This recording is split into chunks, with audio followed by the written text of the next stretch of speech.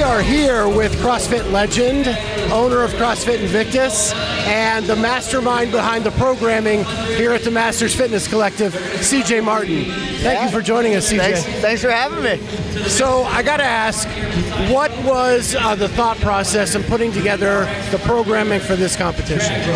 Yeah, so I got a chance to do this last year. Love the Masters community. It's just such a cool community. The support that these guys give each other is just awesome. And so, when they asked me to put together the program this year, it's a little different because last year really it was to take the place of the CrossFit Games. So we challenged those guys really good. I wanted to give the same challenge this year, but it's a little bit of a different field. We have more competitors, we have fewer of the top 10 guys in it, and so I wanted the workouts to be a little bit more accessible this year, but I still wanted everybody to feel like they went out of here and got their money's worth. So how do you make sure that it's all well-rounded? Yeah, so, obviously looking at what kinds of workouts are going to play well for athletes who are really strong, what's going to play well for athletes who are really good at gymnastics, right? Conditioning as the elements, and then trying to make sure there's a balance, not just across the workouts, but also within workouts, right? So adding elements, for example, Sunday's workout with ring muscle ups, right? You still got to hit the assault or echo bike and the deadlifts really hard, right? So a little bit heavier elements, things that play well to big guys, right? So the gymnastics ninjas can't just go in, swing around on the rings for a while. So the event that's going on right now, it's actually two events in one. Heavy front squat, max for 45 seconds, into sandbag over the shoulder and double unders with different kinds of ropes. Yes. So that just seems evil. Yeah. So are you burning out the legs with the front squat and then seeing how they react to that? That's exactly right. Yeah, this is actually my favorite workout or pair of workouts for the weekend. Because that first portion, the front squat, as Ron Ortiz was just telling me, he's like, man, that's the trap. A little bit, right? Yeah. So it's a full event, so you got to give it your best. At the same time, if you aren't conditioned for strength endurance on that you come up there and you can't move your legs, right? Your hip flexors are flared up. Now you got to try to pick up a sandbag. You got to try to jump off the ground. And so it's a way to dampen the guys that are really strong, that if that was its own event and they had 2-hour break, right?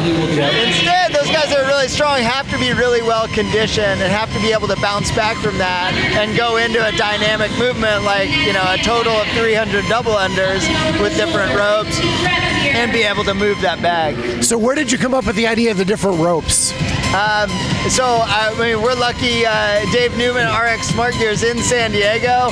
And our title sponsor to our podcast. Oh, I didn't know that. That's awesome. Yeah. Dave, I absolutely love Dave, and he's such a good dude. And we get to play with a lot of those ropes, and I get to see exposure to them. I said, what messes people up often is switching and having to feel different, weights and techniques on their rope. And so I thought it'd be fun to give them a little, a jump rope 3 ways, if you will. Right. Well, and what's crazy is the first 2 jump ropes spin. Right. The last jump rope doesn't spin. You got to work hard on that last drag rope. Yeah. All right. So what are you looking forward to the rest of the weekend?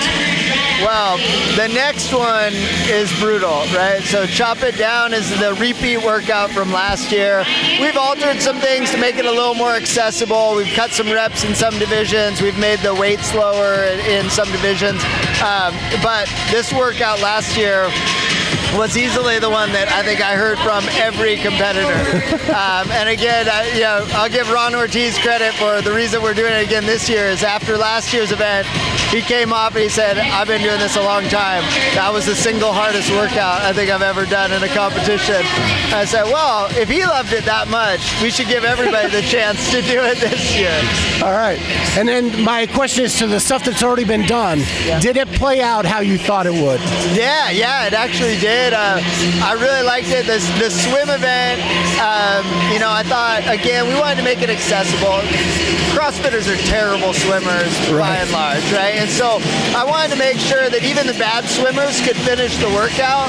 So we did it as an interval workout. It paid if you're a great swimmer, you were finished, you got a lot of rest, and then you were going to be able to be fast. If you weren't a great swimmer, you're moving kind of a little more steadily throughout the whole thing. The sandbag lunge squat workout, really the goal was, one, can people pace appropriately? It's more running than a lot of people would think at first, and then running when your legs are blown up, right? So, everything's played out really well. I thought that people handled the rope climbs well in Hangman. So far I'm really happy with it. The feedback from athletes has been a wide variety of complaints, which is what I think you should be shooting for with good programming. Is if you're hearing the same complaint over and over, there's a problem.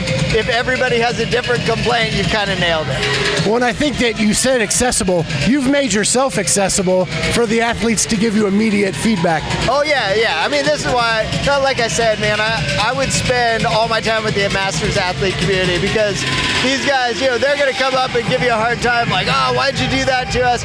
But you have a good conversation about it, right? You talk to them about training, about their careers, about their families, and it's just so awesome. So, I'm basically just here all weekend hanging out in the warm-up areas and all around with the athletes and chatting with people. And I've seen a lot of Invictus shirts on the floor and around the arena. Yeah. How does that make you feel to see that Masters community from Invictus represented? Oh, it's awesome. I mean, our Masters community is just like so tight-knit. Nicole Cribbs, who helps run that community, she does such a good job of just fostering community and make sure everybody has a voice. It doesn't matter if you've never competed. It doesn't matter if you're a games athlete. Everybody gets attention. Everybody, gets that love from her and from their fellow athletes. And so, of course, knowing that we were going to be involved, we encouraged all of our guys to do the qualifiers. And so we've got a great crew out here. It's just awesome to see them. Well, CJ, thank you so much for taking a few minutes out.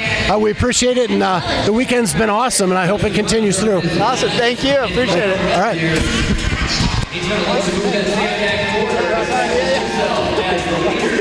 We're going to keep that one in.